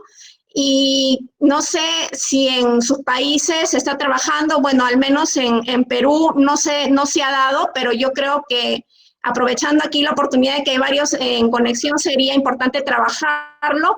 Lograr una estandarización mínima básica del contenido de las mallas curriculares, ¿no? Con las instituciones formadoras en fisioterapia y kinesiología.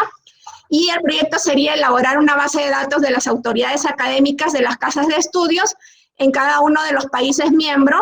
Además, caracterización del perfil del egresado de la carrera de fisioterapia y kinesiología de forma coordinada, y caracterización de los estándares mínimos de formación de un pre y posgrado, porque eso también implica a los posgrados, con evaluaciones de acuerdo a las competencias profesionales que nos garantice un adecuado desarrollo de estas y que nos permitan tener profesionales que puedan desempeñarse en el entorno, ¿no? Retos: lograr la participación de las diferentes instituciones formadoras de fisioterapia y kinesiología que siempre, bueno, o a veces se encuentra resistencia con respecto al trabajar en equipo.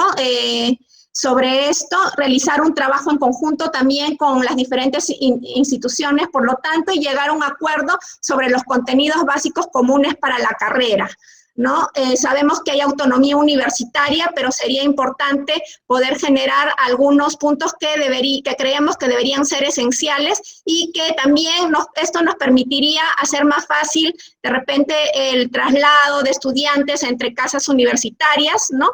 Puesto que generalmente las mallas difieren mucho unas de otras, ¿no? Trabajo articulado con las asociaciones gremiales que también deberían involucrarse y participar en la definición de cuáles serían los objetivos a lograr con este mapeo y esta estandarización de los programas.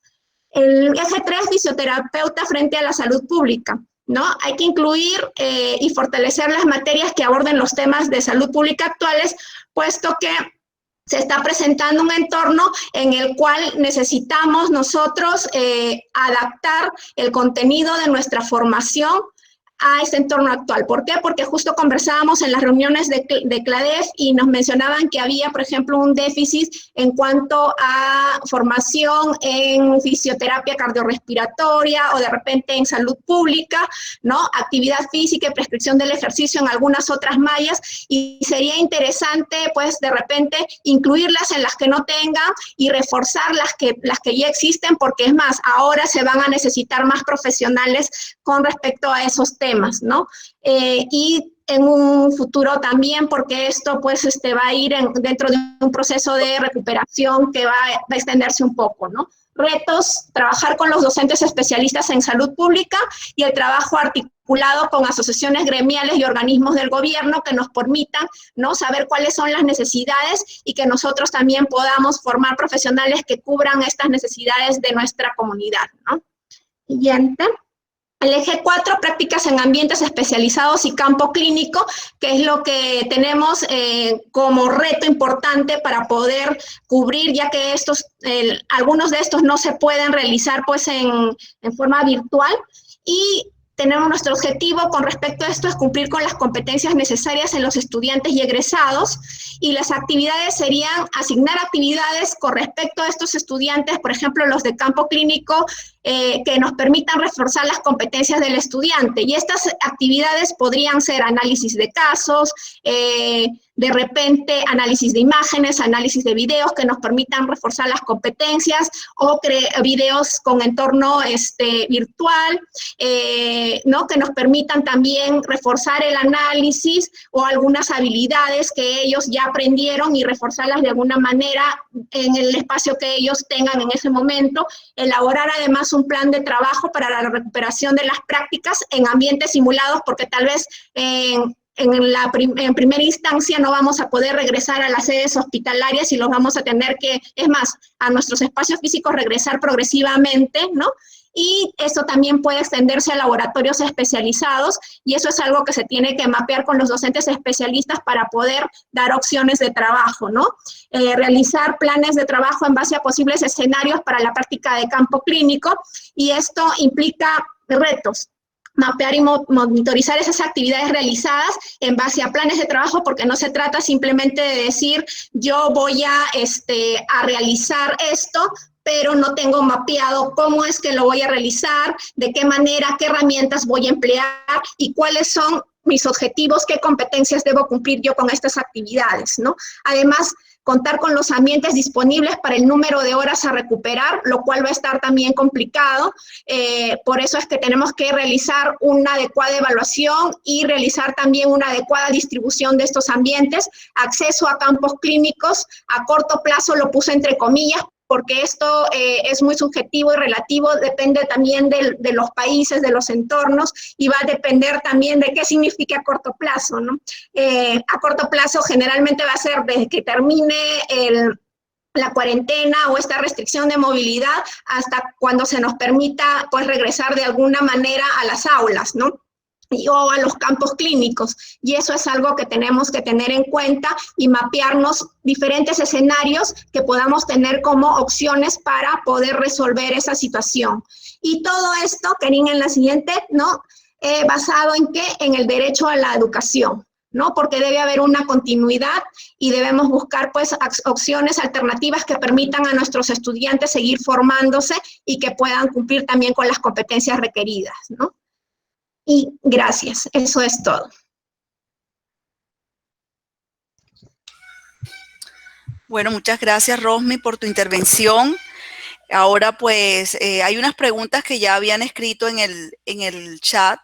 Entonces, me voy a permitir leer inicialmente las preguntas para luego sí, entonces, abrir la discusión para las personas que quieran entrar a participar. Ok, Edgar pregunta, ¿cuál es nuestra postura en este momento de pandemia en la formación de los estudiantes y el proceso de virtualidad? Sería bueno escuchar las posturas desde los diferentes países.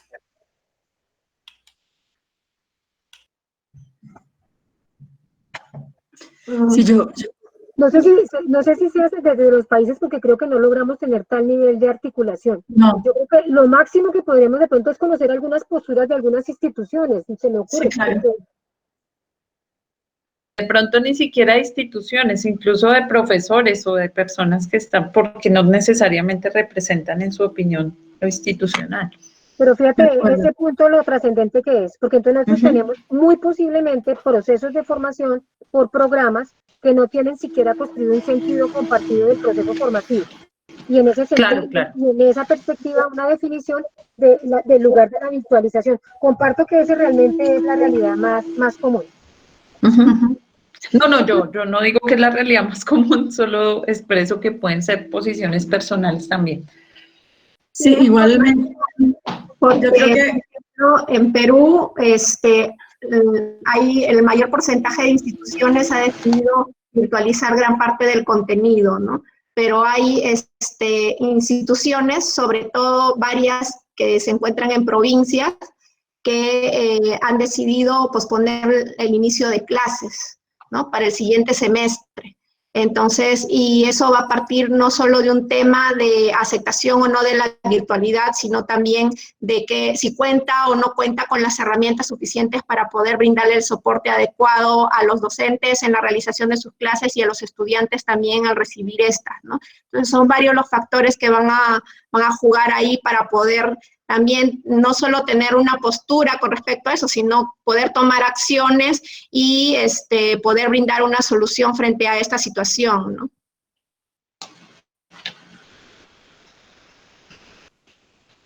No sé si desde los demás participantes hay algunas otras posturas con respecto a esa virtualización, como por ejemplo la conveniencia o no en sistemas de salud como los nuestros y en sistemas educativos como los nuestros. Creo que hay unas fragilidades que igualmente hay que plantear con claridad. Y lo decía Nancy, lo decía Sandra también en sus presentaciones, y es, una vez hemos virtualizado algunas cosas, echar atrás es viable que no sea tan posible. Tan fácil. Echar atrás puede significar que se utilicen los sistemas de virtualización, de aprendizajes en línea, etcétera, para masificar sin cuidar los logros o los resultados de aprendizaje. Y eso puede llegar a afectar el ejercicio de la profesión en los países.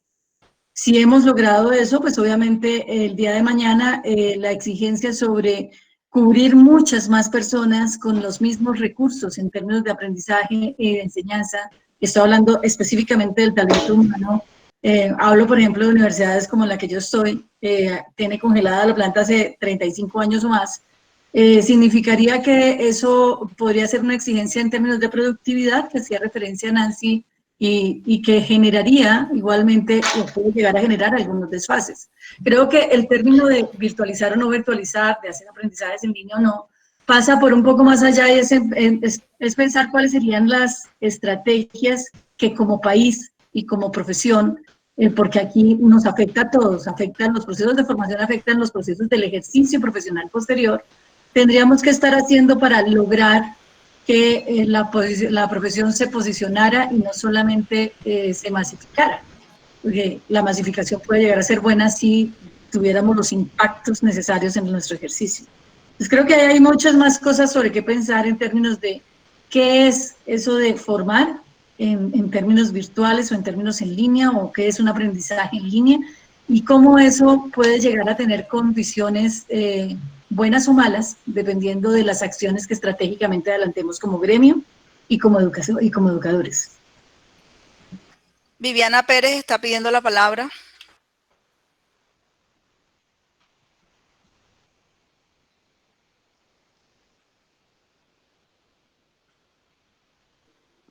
Hola, ¿cómo están? Buenas noches, saludos desde Costa Rica. A mí me parece que esto es muy motivante para todos, desde toda la región, analizando todas las perspectivas. Yo sí creo que esto es un momento de emergencia, es un momento en el cual tenemos que aprender de la experiencia y que nos lleve hacia un caos en el sentido de un cambio estratégico a la forma de la pedagogía clásica. Yo creo que esto nos ayuda a nosotros a salir de ese docente conservador y llevarnos a un mágico escenario en donde la virtualidad facilite el proceso de aprendizaje y sea más de conversar, más de razonar y que haya mayor razonamiento clínico en la conversación. Y eso nos lo permite la virtualidad, porque algunas veces estamos acostumbrados a ir a pasar un PowerPoint 3 horas a una clase. La virtualidad no permite esto. Puede ser, pero la concentración del estudiante y la capacidad de estar en un entorno pedagógico adecuado no es lo básico. Creo que esto es un momento de explosión de conocimiento y creo que todos nos tenemos que someter un poco al cambio que cuesta, pero creo que es bastante relevante cambiar y modificar nuestra forma de pensar para llevarlo a un mejor barco. Sí creo yo que definitivamente los espacios prácticos tienen que ser evaluados de una forma completamente diferente, nunca van a ser sustituidos. Y una cosa que sí me preocupa, porque ya lo estamos viendo en mi país, en donde teníamos todavía bastante distanciamiento social, parece ser que las universidades vuelven a las prácticas hospitalarias y eso nos preocupa, porque cuánta es la responsabilidad de las universidades de mandar a los estudiantes a prácticas donde no sabemos el nivel de contagio, porque estamos hablando en este momento de una situación de emergencia que estoy segura que nunca más que no vamos a vivir en un tiempo determinado, pero que tenemos que aprender cuál es el nivel de responsabilidad que tiene la universidad al enviar a un estudiante a hacer campos clínicos en este momento de pandemia. Eso sería.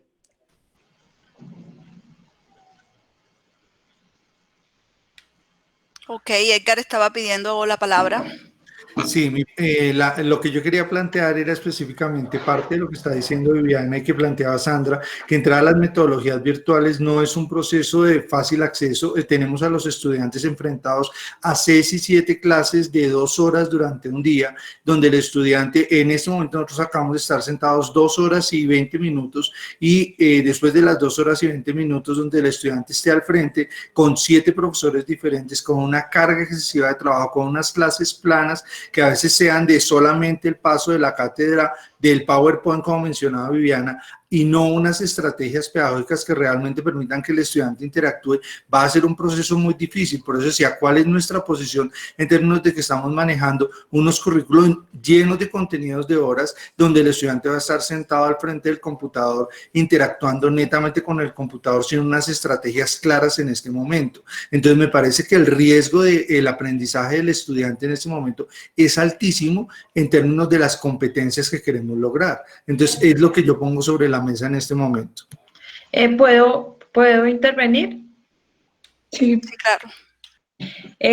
Yo creo que el quick de todo este asunto está precisamente en eso que tú acabas de mencionar.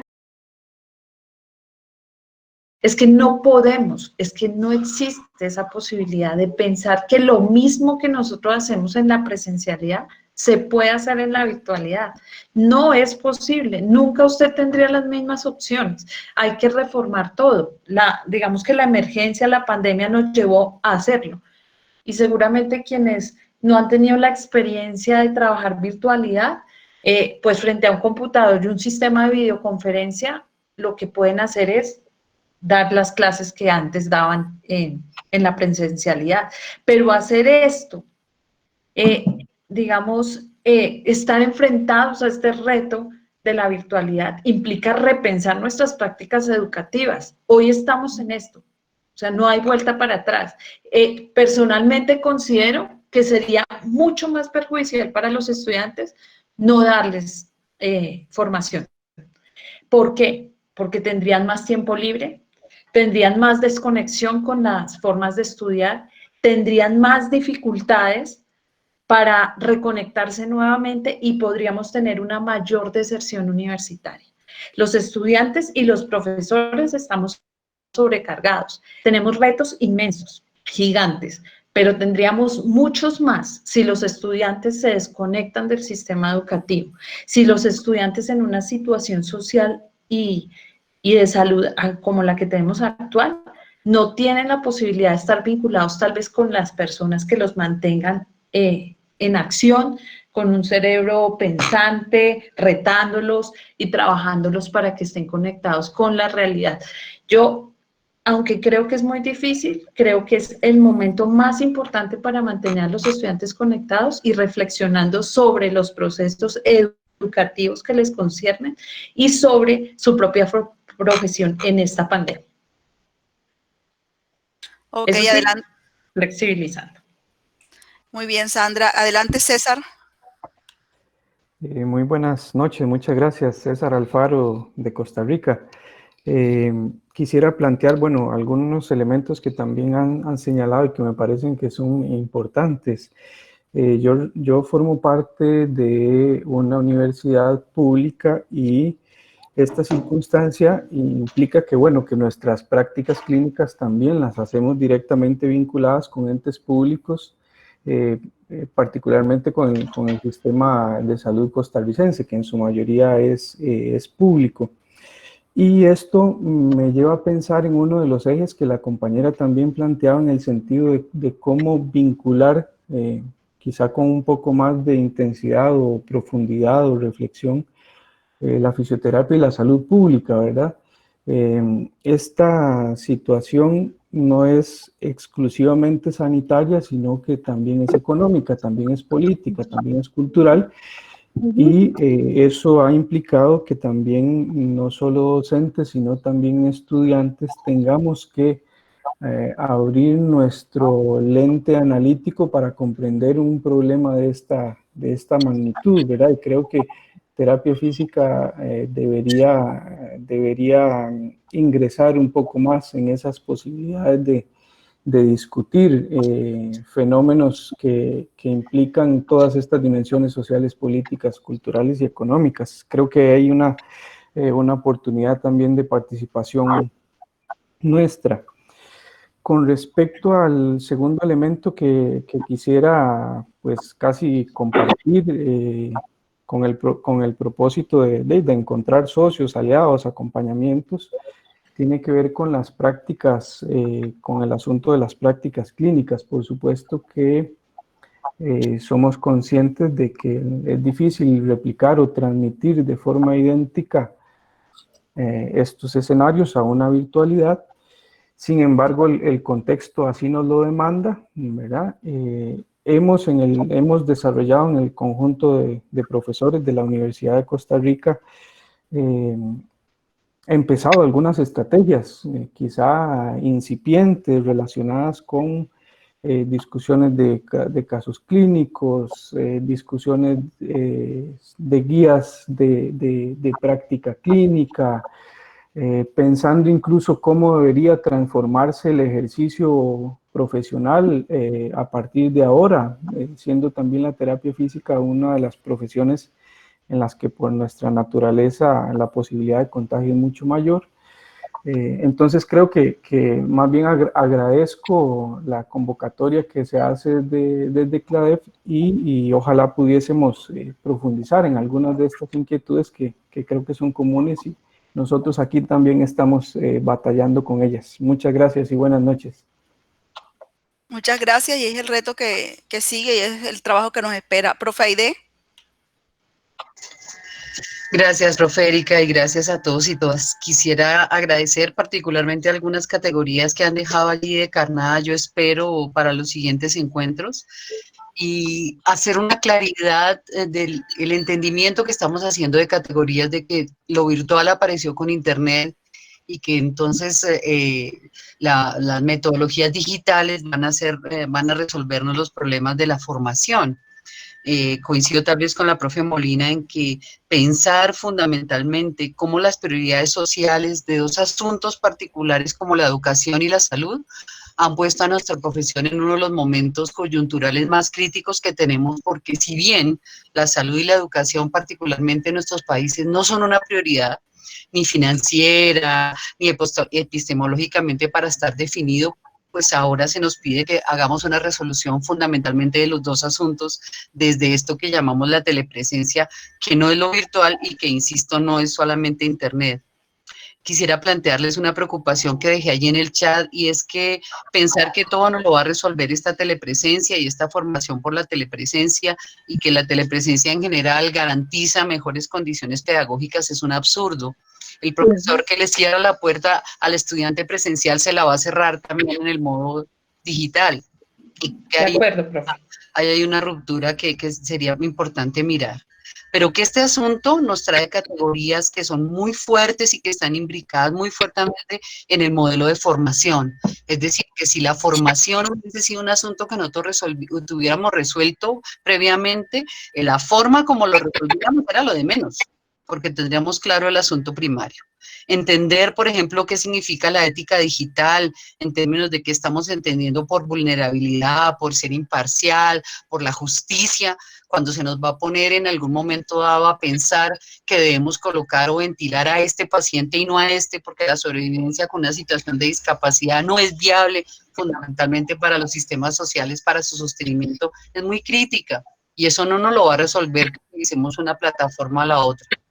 Y para cerrar, porque quiero ser cortica, pues la invitación a pensarnos la pregunta que hacía allí, y era después de este web seminar que sigue.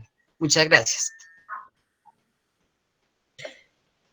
De acuerdo con las categorías, yo les voy a pedir que concretemos algunas preguntas para ir como redondeando, y al final miramos entre todos Aide como hacia dónde seguiríamos. Yo creo que tengo 2 o 3 opciones que podría plantear.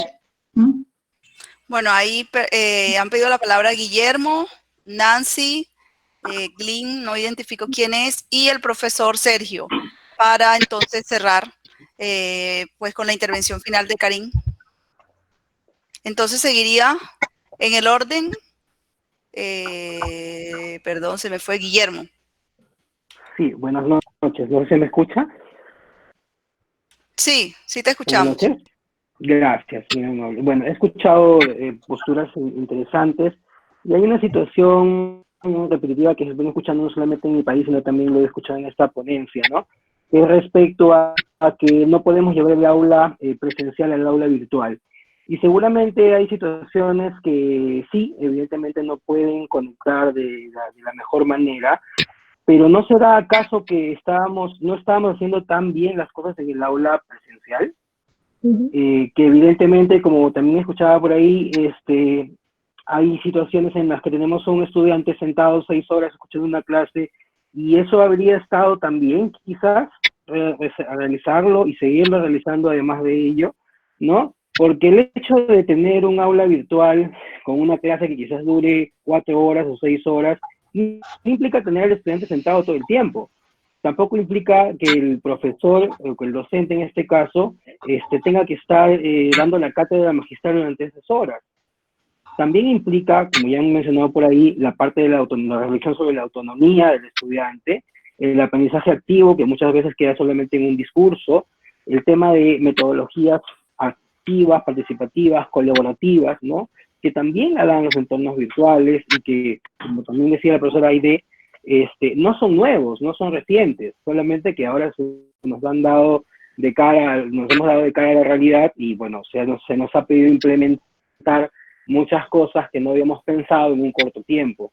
Entonces yo creo que sí, más bien la reflexión actual, ligada, ¿no?, a ver cómo estamos observando el acto educativo, que también lo hemos venido planificando, ¿no?, desde los propósitos educativos, alineados con las metodologías, y luego más adelante con los sistemas de evaluación, que como dice muy bien ella, y coincido totalmente con su postura, que si lo hubiéramos tenido ordenado previamente, quizás esta discusión sería un poco más operativa, y no necesariamente desde las bases educativas o pedagógicas que quizás no nos hemos detenido a analizar con profundidad.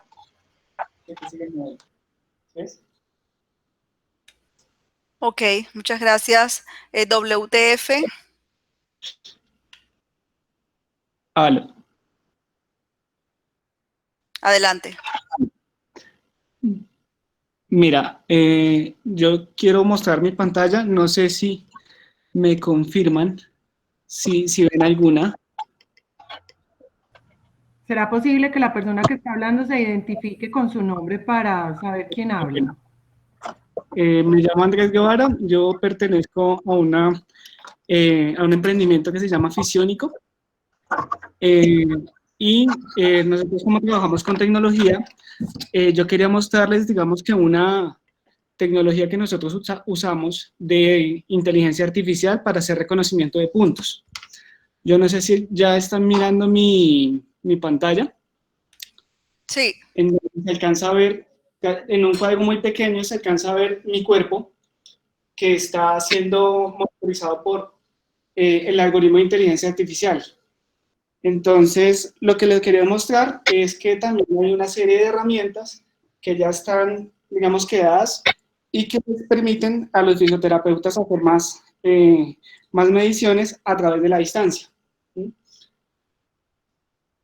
Es como básicamente lo que quería como agregar, o sea, no solamente la tecnología es como ahorita, digamos, que una piedra, sino al revés, nos da más potencia en algunas cosas como esta. O sea, yo aquí quería hacer el ejemplo con la bicicleta y pues, digamos, hacerlo en la parte deportiva, pero pues es un poco lenta la conexión y se ve muy lento.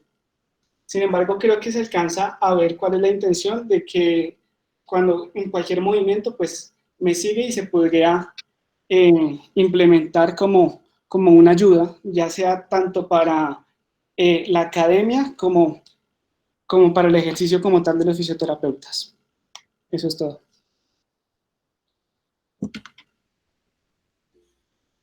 Muchas gracias y bueno, aquí te están dando las gracias y mirando que es interesante que se pueda implementar cualquier herramienta o todas las herramientas que estén disponibles, poder hacer uso de ellas en nuestro proceso de formación. Están preguntando cómo se llama el programa. Doy la palabra a Nancy, que la había pedido. Erika, gracias. Solamente porque quiero hacer eco también a varios comentarios que hicieron allá que yo comparto. O sea, yo creería que hay un elemento esencial y es reconocer que, salvo algunas excepciones que tal vez ya venían en el tránsito realmente intencionado de virtualizar la formación en gran medida, insisto, esto fue una cosa impuesta y entonces yo pienso que lo primero que hay que reconocer es que estamos improvisando. Me parece que es necesario hacer como esa reflexión. Estamos dando una respuesta emergencial, pero como esto no es emergencia, sino que parece que va a tener una mediana duración, es necesario ordenar el proceso y yo sí creería que el proceso tiene que ser ordenado desde un ejercicio de revisar el currículum, el sentido del currículum y cómo se definen los ordenadores del currículum. Alguna persona ya ha colocado varias veces una palabra que yo comparto, es un ejercicio de planificación, que nosotros no estamos muy acostumbrados porque, y yo insisto, lo hemos discutido en otros espacios. Hoy en día los programas curriculares y salvo unas excepciones, no puedo decir que sean todas, como hay una disminución de costos, hay un tiempo que se le va al docente, etcétera, no hay un ejercicio siempre sistemático de gestionar el currículum. Entonces me parece que esos son algunos de los retos que serían ese escenario para poder avanzar en una premisa que ya alguien dijo, y es que no podemos avanzar en esta línea sin repensar el currículum en términos de qué es lo pertinente, qué cambios debo hacer y cómo él se debe ajustar a una demanda que es nueva hoy en día en el marco de la pandemia, como un fenómeno que no es de corto plazo y como ya dijo un compañero, un fenómeno que afecta todos los planos de la vida, económico, cultural, etcétera, etcétera.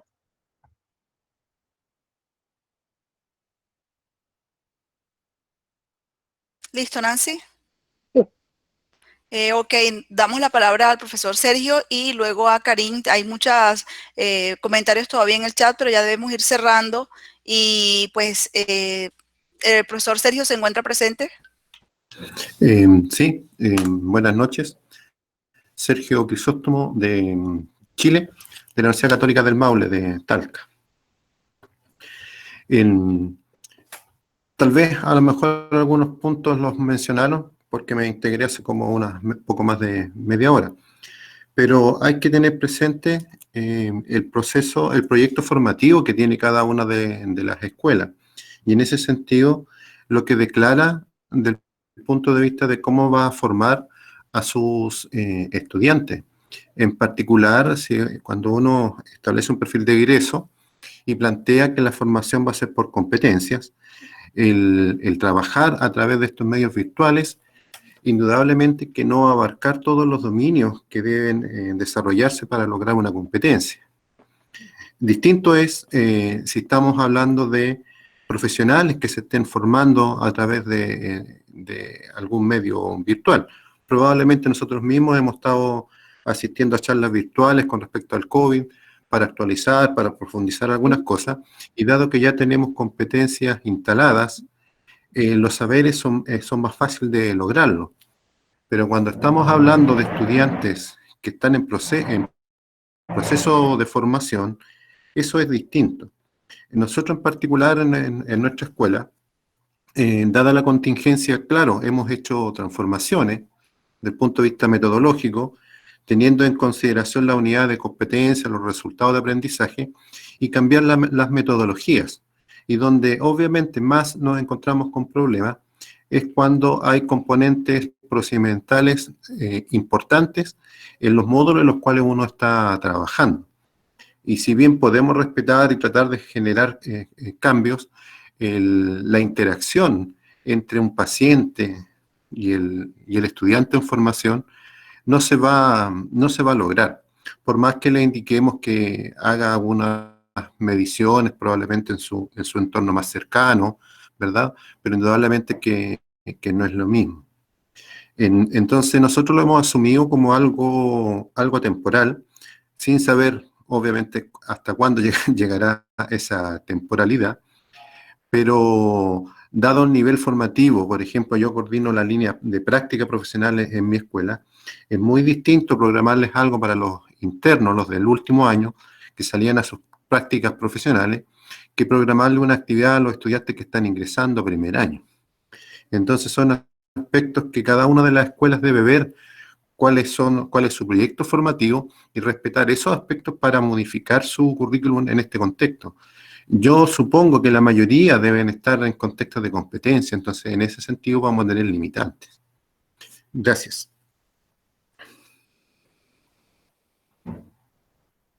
Ok, muchas gracias a todos. Karin.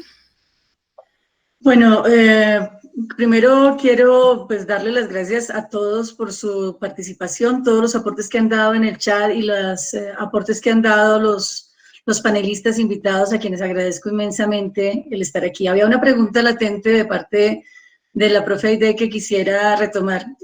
CLADEF en este momento, obviamente también digamos que en el ámbito de la urgencia que planteó esta pandemia que hace que el aislamiento bloquee muchos de los procesos de formación que actualmente se adelantaban, tuvo esta idea de hacer este primer webinar, el cual considero que ha estado bien como un abrebocas, pero paralelo a eso ha estado trabajando con todo lo que es la fuerza de trabajo en educación, en fisioterapia y kinesiología a nivel mundial, y se les envió a cada uno de los programas de Latinoamérica una encuesta que tenemos abierta durante esta semana. También se le envió a los estudiantes. Hasta el momento solamente tenemos 37 respuestas por parte de los programas, o sea que nos faltan muchísimos programas. Y tenemos 1.100 respuestas de estudiantes, todavía nos faltan muchísimos estudiantes, para poder tener una claridad sobre cuál es la condición actual en cada uno de los países.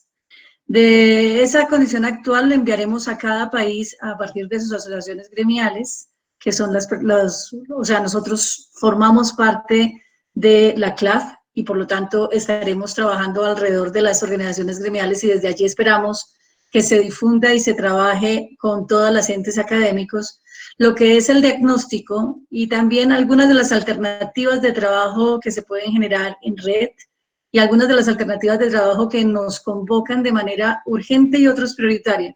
Y yo voy a hacer énfasis en algo, no es que hoy nos toque usar la parte de las estrategias en línea o la estrategia virtual, por lo que estamos pensando en esto, es que hay una gran cantidad de elementos que toca trabajar desde antes de la pandemia y que no hemos podido trabajar, porque no nos hemos podido sentar a dilucidar, entre otras, Guillermo, cuáles son los estándares mínimos que nos hacen ser fisioterapeutas o nos hacen ser kinesiólogos en nuestros países, cuáles son los elementos mínimos que todos sí deberíamos tener y claro, cuáles son las características diferenciales que todos los programas podemos llegar a tener, pero que efectivamente nos obligan a tener unos puntos de referencia.